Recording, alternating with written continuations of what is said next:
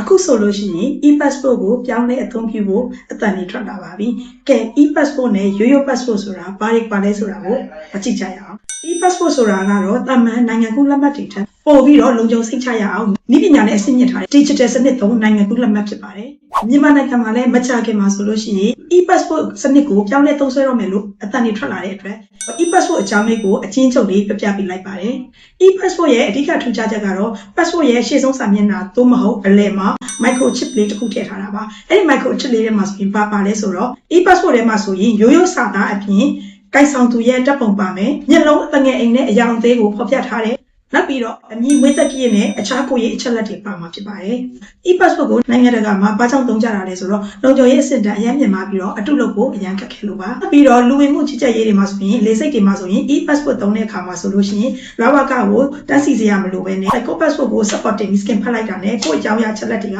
တစ်ခါလေးပေါ်သွားပြီးတော့လူဝင်မှုကြီးကြပ်ရေးကိုမြန်မြန်ဆန်ဆန်ဖြစ်ကျော်နိုင်မှာဖြစ်ပါတယ်။နိုင်ငံတော်တော်များများက e-passport ကိုလက်ခံကျင့်သုံးနေကြပါတယ်ရှင်။တတိပြုရမှာကတော့ e-passport သုံးတဲ့အခါမှာ e-passport မှာ chip ပါတဲ့အတွက်သူအခောက်တာတွေရေးဆိုတာတွေဖြစ်တဲ့အခါကျလို့ရှိရင် scan ဖတ်မရတာတွေဖြစ်တဲ့အတွက်ကိုယ့်ရဲ့ passport ကိုဂရုတစိုက်နဲ့အမြဲတမ်းသေချာသိမ်းဆည်းဖို့လိုပါတယ်။အာဆီယံနိုင်ငံတွေမှာဘယ်နိုင်ငံက e-passport တွေသုံးလဲဆိုတာကိုနည်းနည်းကြည့်ကြရအောင်။မလေးရှားနိုင်ငံဟာဆိုလို့ရှိရင်1998ခုနှစ်တည်းက e-passport ကိုစတင်သုံးစွဲနေတဲ့နိုင်ငံဖြစ်ပြီးတော့စင်ကာပူနိုင်ငံကဆိုရင်2006ခုနှစ်တည်းကသုံးစွဲနေတာဖြစ်ပါတယ်။အာဆီယံနိုင်ငံတွေအားလုံးကအခုဆိုရင် e-passport သုံးစွဲနေပြီးတော့ကမ္ဘောဒီးယားနဲ့လာအိုကလည်းတစ်စိတ်တစ်ပိုင်းအနေနဲ့စတင်သုံးစွဲနေပြီလို့သိရတယ်။မြန်မာနိုင်ငံကလည်းမကြာခင်မှာပြောင်းလဲသုံးစွဲတော့မယ်လို့သတင်းတွေထွက်ပေါ်ထားပါတယ်။အခုအလီဆာတို့မြန်မာနိုင်ငံမှာလက်ရှိကျင့်သုံးနေတဲ့ passport ကတော့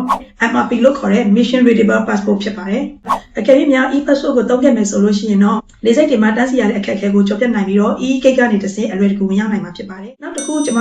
မြင်တဲ့အားသာချက်တစ်ခုကတော့အကယ်၍များ e-passport ကိုသုံးခဲ့မယ်ဆိုလို့ရှိရင်အကျိုးကျေးဇူးအနေနဲ့နိုင်ငံတကာဗီဇာတွေလျှောက်တဲ့အခါမှာဆိုလို့ရှိရင်ယုံကြည်မှုရှိစေဖို့နဲ့အတုလုပ်လို့မရတဲ့လုံခြုံရေးစနစ်တွေကိုပိုင်ဆိုင်ထားတဲ့အတွက် e-passport သာအသုံးပြုခဲ့မယ်ဆိုလို့ရှိရင်ဗီဇာရနှုန်းကယခုထက်ပိုပြီးတော့များလာမယ်လို့ယူဆမိပါတယ်။ကဲနိုင်ငံတကာကိုခီးသွားမဲ့သူတွေကလေယာဉ်လက်မှတ်ဟိုတယ်ဘုတ်ကင်နဲ့ဗီဇာလိုအပ်ချက်တွေရှိနေတယ်ဆိုလို့ရှိရင်တော့အလီဆာတို့ကိုဖုန်းခေါ်ပြီးတော့လေယာဉ်လက်မှတ်ကိုစုံစမ်းဝယ်ယူလိုက်ပါရှင်အခုချိန်မှာလေယာဉ်လက်မှတ်ဝယ်ယူမယ်ဆိုရင်လေယာဉ်လက်မှတ်တစ်ချောင်းစာဝယ်ယူတာနဲ့အလီဆာတို့က digital arrival card ကို free ဖြည့်ပေးတာနဲ့ hotel booking for sure လုပ်ပေးတာကို free ပေးတာမို့လို့အခုပဲအလီဆာတို့ကိုဖုန်းခေါ်ပြီးတော့လက်မှတ်ဈေးကိုစုံစမ်းပေးမြန်ဝယ်ယူလိုက်ပါရှင်လေယာဉ်လက်မှတ်ဝယ်ဖို့အတွက်မိနစ်20ပဲကြာပါတယ်အားလုံးပဲစီစီပြေနဲ့ခီးလေးအများကြီးသွားနိုင်ကြပါစေရှင်အလီဆာပါ